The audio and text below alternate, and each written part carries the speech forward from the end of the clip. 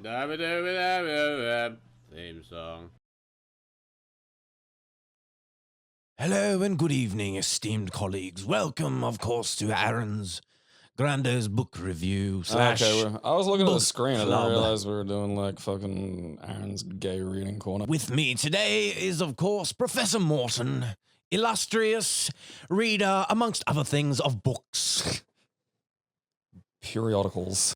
Today we are reading a book called Wicked by Paul Jennings and Morris Gleitzman. Now, this is like the one I haven't read. this is a fun Came little out recently. fact. I read this as a child growing up. I remember them coming out one by one because they were a series, a piece.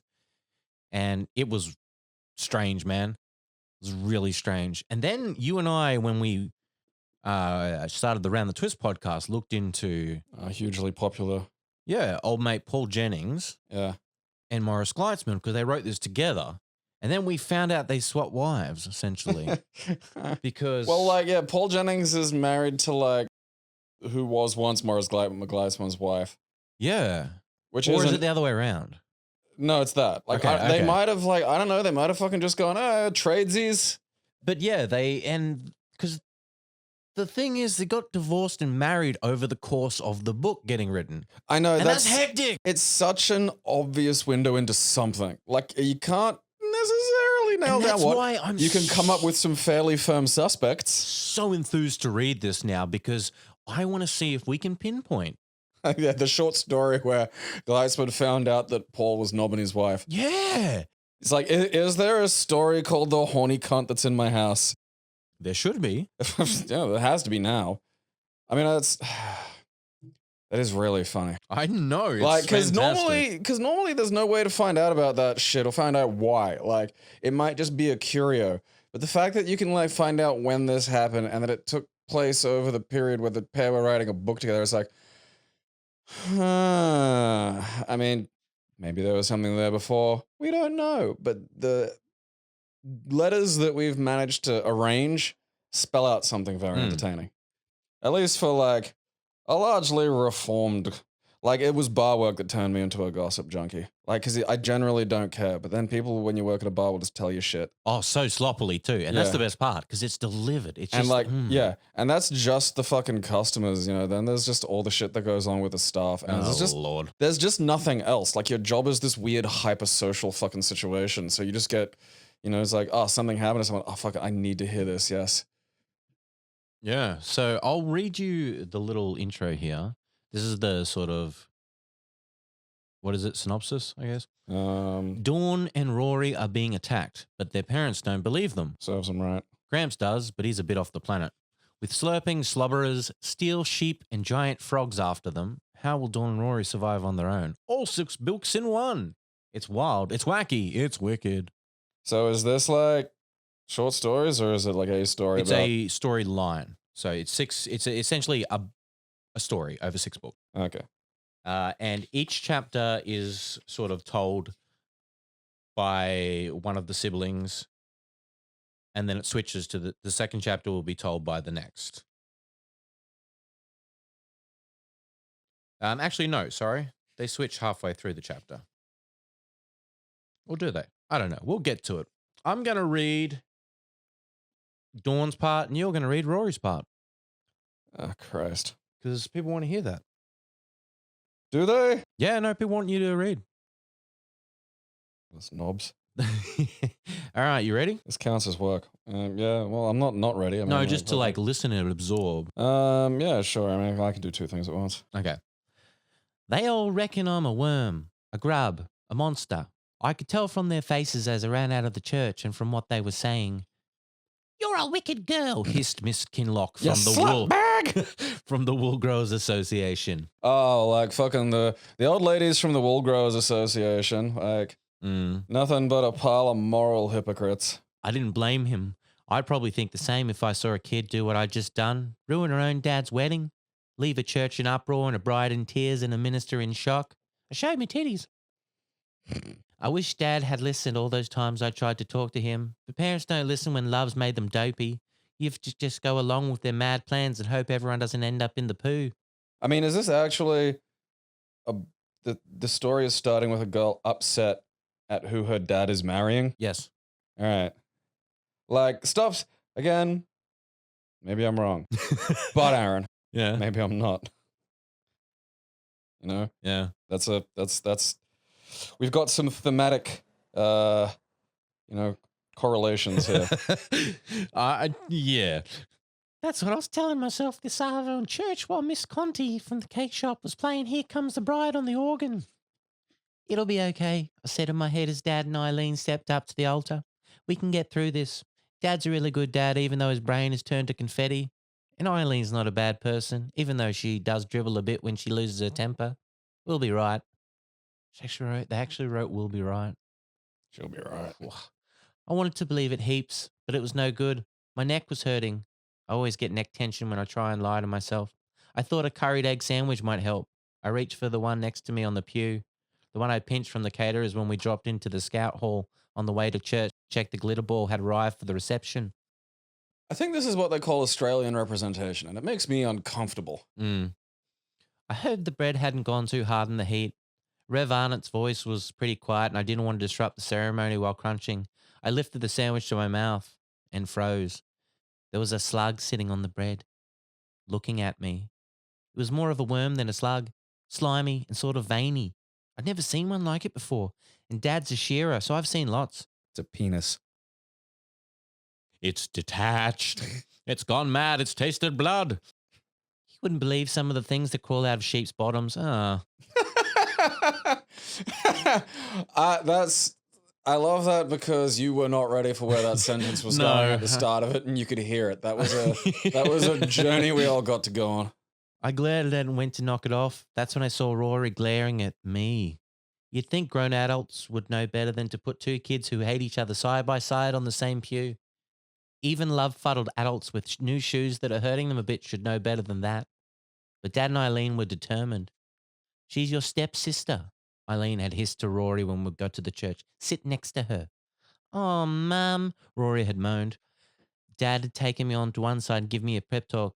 Dawn, he said, squeezing my shoulders, I know it's not easy, but we'll all feel more comfortable with each other once we're living together and getting to know each other better. I opened my mouth to remind Dad that Rory and me have known each other for 8 years and he's hated my guts for 5, and I've been going off for him in a big way for at least 4.5. This is like the Brady Bunch of Alice was a worm that sat on a sandwich. God damn it. I got that image in my head and it's fantastic. That's a sitcom right there. Just, what's that? That's Alice. She's just this thing that lives in my neck. Yeah. Then Miss Conti deafened us with the organ and the wedding started. 2 minutes later, Rory was grabbing my sandwich. That's mine, I whispered, furious. Hands off. We struggled over the sandwich. The worm's mine, grunted Rory. He let go of the sandwich and grabbed the worm. I chewed my sandwich angrily. How anyone... just picture it in the head, just chomp, chomp, chomp, chomp. How's anyone meant to like a person who keeps worms as pets? Especially when the person's a year older than you is meant to be setting a good example. Rory put the worm into a tin. I stared. Inside the tin was a little troll that Rory takes everywhere with him. Troll doll or just troll? Next sentence. Rory takes everywhere with him. The one with the wooden body and dried apple for a head. I try not to make jokes about it because his dad sent it to him. It's the only present he had from his dad for ages. The troll's shriveled up apple's head had been dry and dead. Now it was alive, with worms. They were slobbering all over it and wriggling into the mouth and writhing out of the eyes. It was worse than anything I'd seen on a sheep, even in nightmares. I looked at Rory. He wasn't gagging or looking revolted or anything. He was staring at the worms, fascinated. Then I saw something even more horrible. The tin. It was my tin. My Milo tin. The one Mum had given me to keep pencils in. I couldn't believe it. Roy had taken it from my room without asking. The last thing Mum had given me before she died. And he put slimy, slobbering, revolting worms in it. I felt rage uncoiling inside me. Hot tears stinging. In the distance, Rev Arnott was saying that stuff about how if anyone had a reason why these two people should not be joined together in holy matrimony, speak now or forever hold your peace. Before I knew it, I was on my feet. I have, I shouted. I heard the pews creak as everyone stiffened. I could feel everyone's eyes on me. We all hate each other, I said. My heart was pounding in my ears. Dad's mouth was wider than a sheep chute. Not Dad and Eileen, I continued, because they've got sex. But the rest of us, Eileen's face was crumpled and Rev Arnott was clinging to the altar. I ploughed on. We pretend like we like each other, but we don't. You should see Rory go off when I catch him using Dad's razor to scrape the fluff off his socks. You should see Dad when Rory has a nightmare and gets into bed with Eileen. You should see Eileen when I make friendly jokes about her bottom exercises. Bottom. What weird kid still sleeps with his mum. Yeah. And has... Oh, he's still getting breast milk, bruh. Yeah. Thank you, Dawn, croaked Rev Arnett. Why don't we finish the ceremony and have a family talk afterwards? I turned to appeal to the other guests, rows of open mouths and big eyes. I pointed at Rory. I tried to be friendly with him and he lets his rat poo in my underwear drawer. I did not, shouted Rory. It was a mouse. Dawn, roared Dad, storming towards me. Sit down. Second marriages never work, I yelled, especially when she's more educated than he is and her son sneaks into his daughter's room and takes precious things. I grabbed at my Milo tin, but Rory hung on and the tin spun out of our hands and crashed onto the tiles. The weird maggot doll. The apple head bounced across the floor. Worms slithered everywhere. I turned and ran out of the church. Dad followed for a bit, shouting, then gave up. I wasn't surprised. Eileen's been more important to him than I have for about a year now. I suppose I was pretty dopey coming here to the old bus because Dad knows it's where I always come when I want to be close to Mum. When the ceremony's over, he'll know where to find me. In fact, I can hear someone crashing through the bush now. Whoever it is, I'm history. If it's Dad, he'll kill me for ruining his wedding. And if it's Rev Arnett to tell me I'm forgiven, I've still got to live with Worm Boy. So either way, my life's over. That is an issue, the worms. Like, that's... that's a...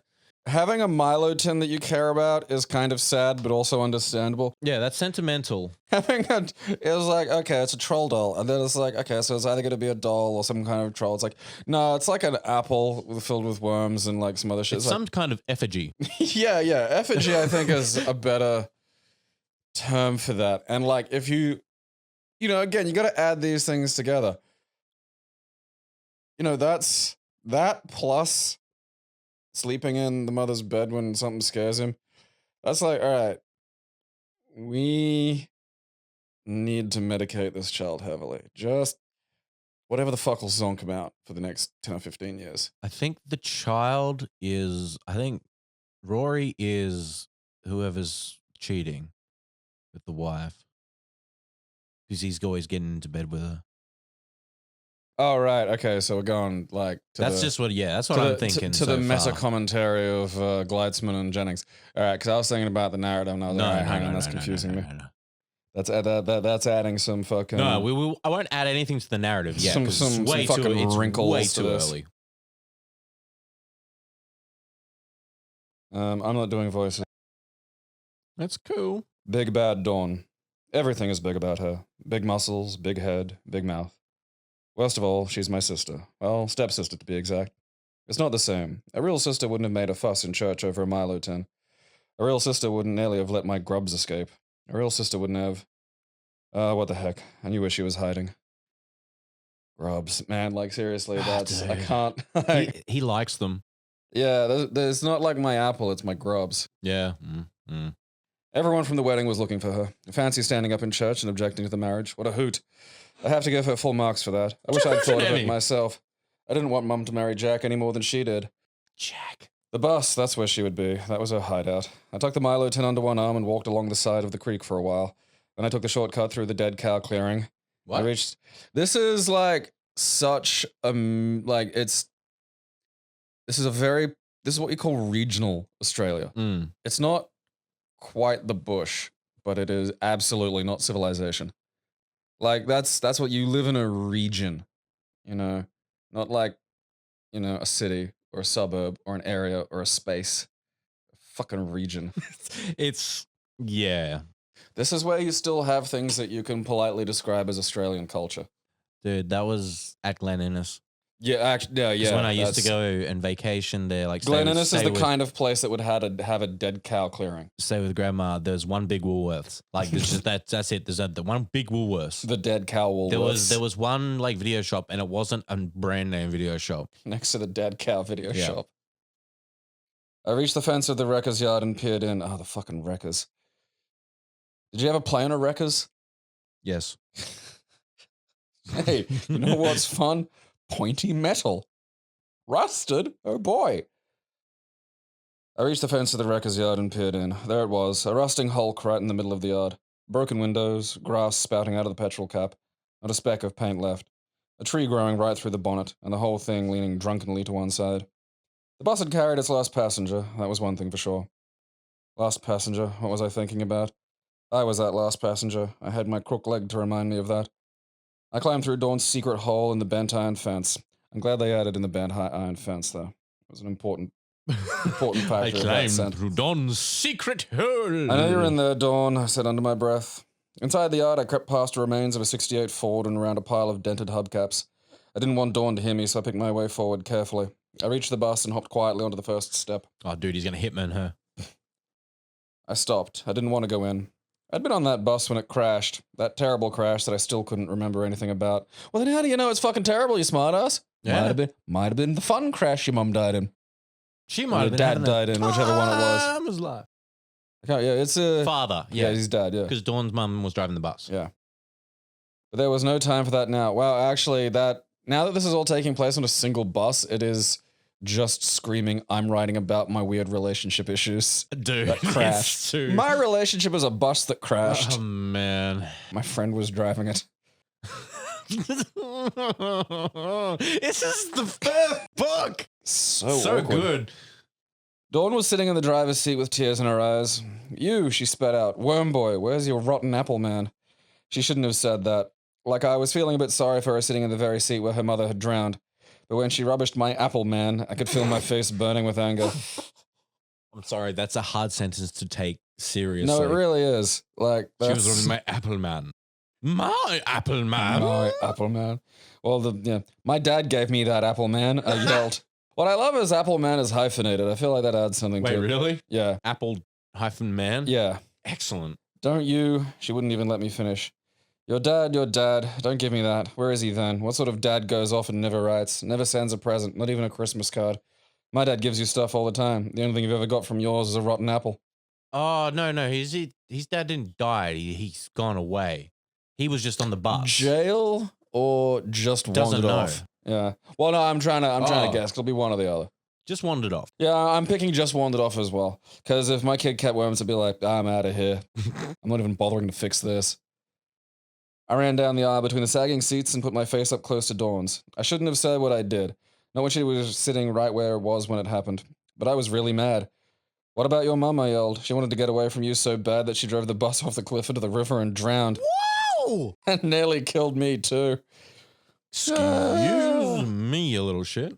Dawn just about exploded. I had really pressed the right buttons. She jumped out of her seat and shoved me onto the floor. The Milo tin ran down the aisle and the lid popped off. My little apple man spilled out and lay there like a wizened corpse. Wizened? Yeah, I mean, there's elements when you're writing that you've got to think about, like voice and what words a kid would know if you're writing from a kid's perspective. You know, like I don't know, maybe this kid reads a bit, so he's like picking phrases from books. Yeah, But, I mean, how many corpses has he seen? I don't know that word. I just had to Google that. So, yeah, that's not a word I've ever heard. Dawn sat on my chest and pinned my arms to the ground with her knees. I couldn't move. I could hardly breathe. She was much stronger than me, and she knew it. I'm going to get your rotten apple man, she said, and flush it down the dunny. I squirmed and heaved, but I just couldn't move her. If she wanted to, she could do whatever she liked. All right, look, this is just turning into anime porn. I've seen this. Oh, no. I knew that if she ran off with him, I'd never catch her. She was just too fast. It'd be the last I'd see of my apple man. No, not the apple man. Yeah, like, fucking... It's amazing how they make those little apple faces. No, they don't. They Wait, get an what? extra big apple and let it slowly shrivel up so that it's all wrinkled and dry. Then they sew it so that it has little eyes and a mouth and a chin. They make a wooden body, and hey presto, a great little troll with an ugly face. All right, now, I have been to a lot of fetes. I've been to a lot of Australian cultural sites. Yeah, I'm trying to find this right now. I've never seen. don't think it exists. I've never in my life seen someone make a fucking like little apple voodoo doll. That's not a thing. If it is, it's like literally this one region of Australia has developed this horrid little pocket fucking culture. Don't touch it! I screamed. I'll kill you. I bucked like a horse, No, but she they just are a pressed down thing. harder with her They knees. are a thing. Oh, fucking really? Yeah. Give me a look.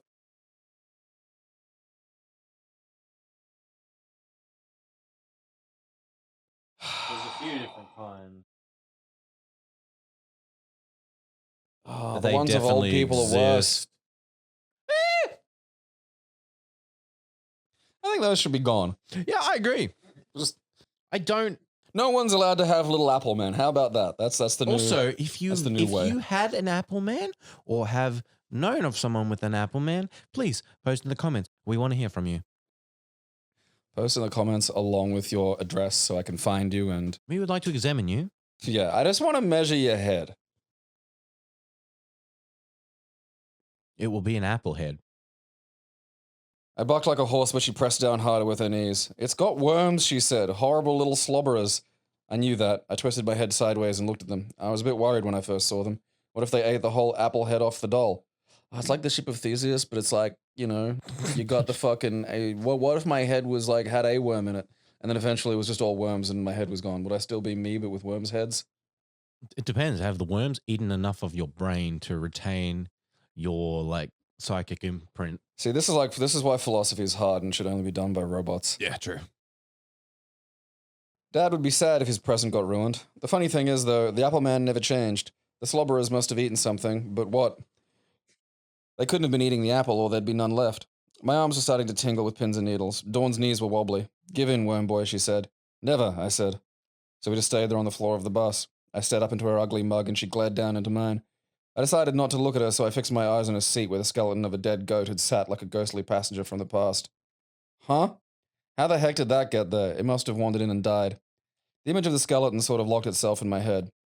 Suddenly, Dawn gave a scream and jumped up. She was looking down the aisle at the slobberers. Typical girl. Tough as an ox, but scared of a few little grubs. Then I looked a bit more closely. Oh no. I scrambled up and backed off. The skin of the Apple Man had begun to boil. A huge grub erupted from a wrinkled scar on the Apple Man's face. It wormed itself out, wriggling and wriggling and wriggling. Tiny veins and purple blood. Little pinpricks of glowing green eyes. Wet fangs, 3 or 4 slobbering, sucking tongues coming out of its mouth. I hadn't seen a slobberer like this before.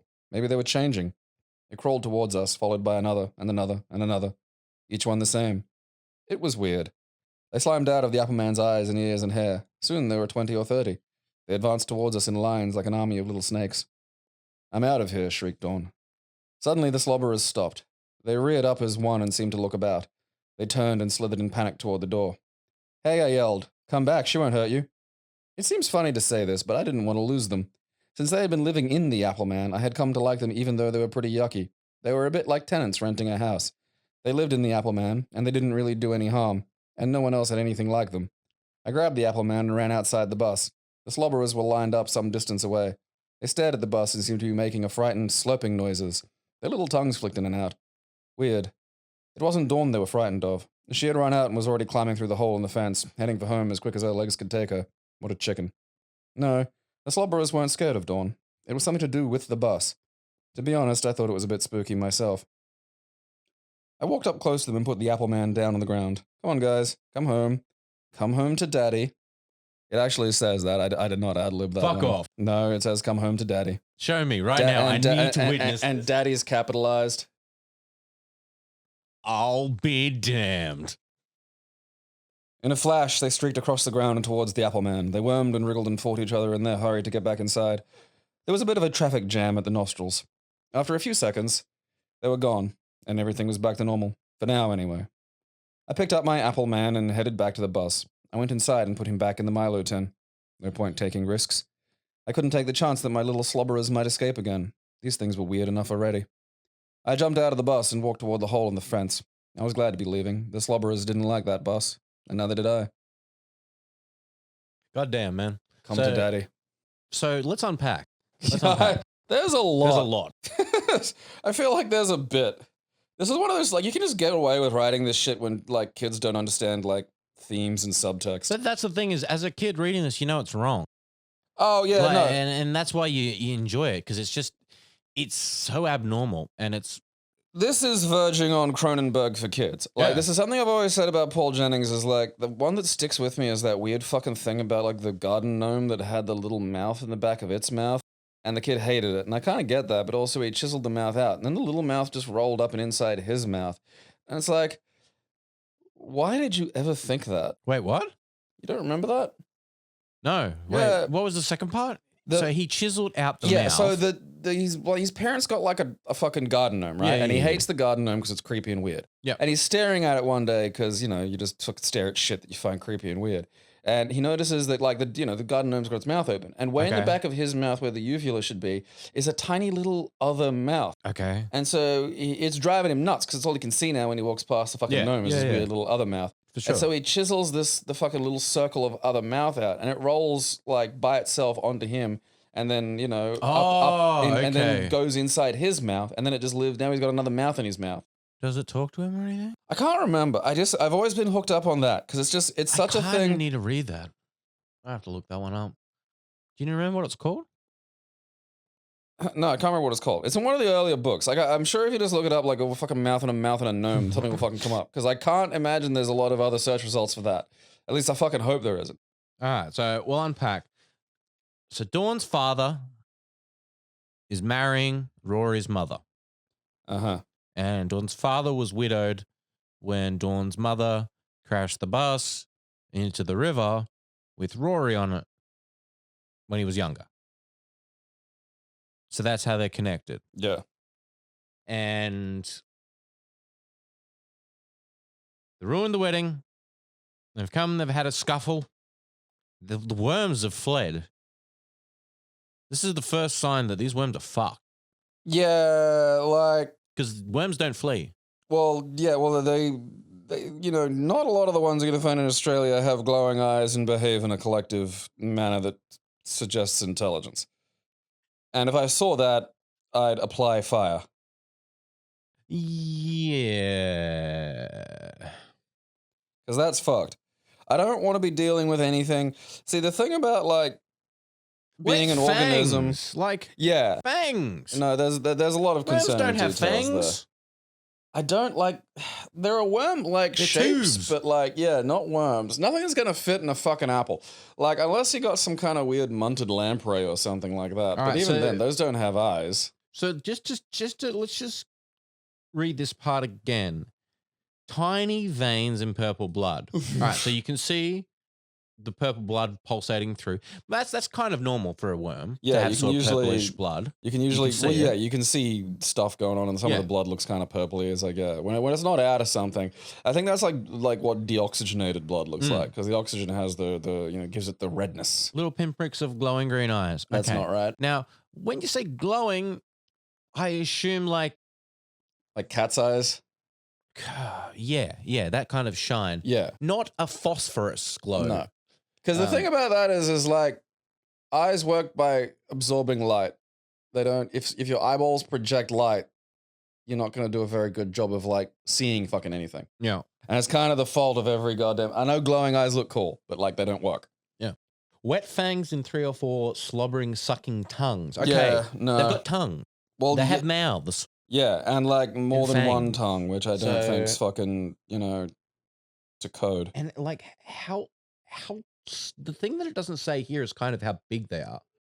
I mean, 20 or 30 of them. So they're in my mind they're very small. Well, they fit in an apple. Yeah. So they have to be small. Yeah. But like I know what you mean. That's a lot of like minute detail, but also maybe his head's on the ground and he's looking right at him. It's like, all right. Because I mean, the thing about like, I don't like the idea of anything that's like smart, but then can also turn into a bunch of little things and just kind of disappear. Because I think that's cheating, because normally you can just hit something with a mallet and that's that fucking problem solved. Whereas like if it's a worm and you hit one and then it's just like, well, is that the problem solved or is there, the brainworms thing still just going? Also, hey, I yelled, come back. She won't hurt you. Yeah, she will. I mean, yeah. I think Dawn's going to stomp a worm if it comes to it. I'd be worried about him getting in my skin. That's true. You just try to stomp on it, just go straight through the shoe and just goes. Yeah, like I mean, the fact that they've moved in a somewhat nimble fashion, I'd want some gumboots with like the fucking guards so they don't get in them. No, dude, full steel boots, like fucking Ocarina of Time style.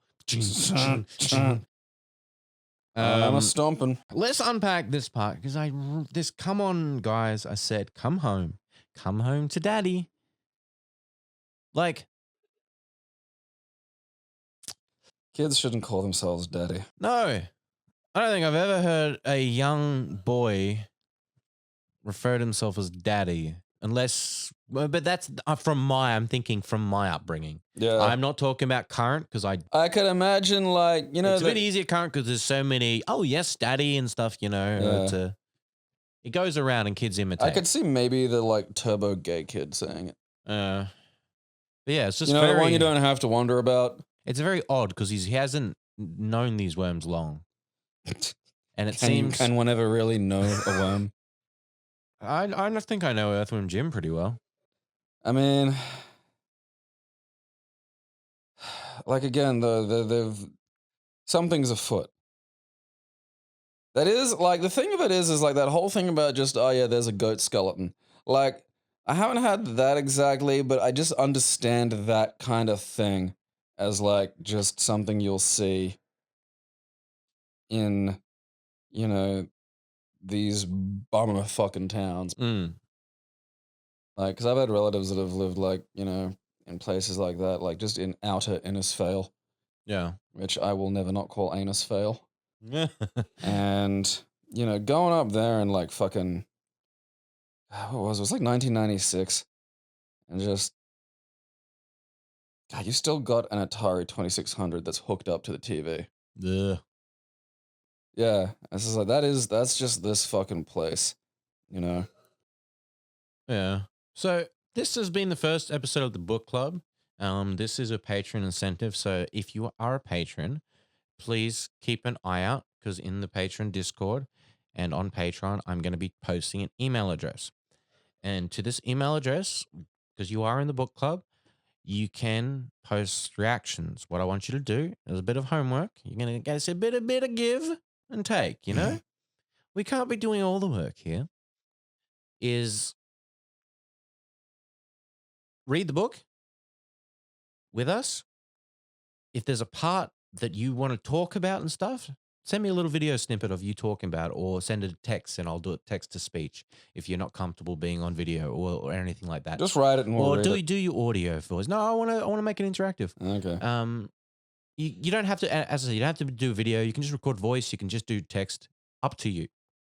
And I'll post them at the end section of the next one. And thank you very much for the support. We are reading Wicked by Paul Jennings and Morris Gleitzman, and we're going to unpack a marriage and destruction. It's gross and it's fucking weird. Keep It Classy is proudly sponsored completely by its fans. We thank you for your support.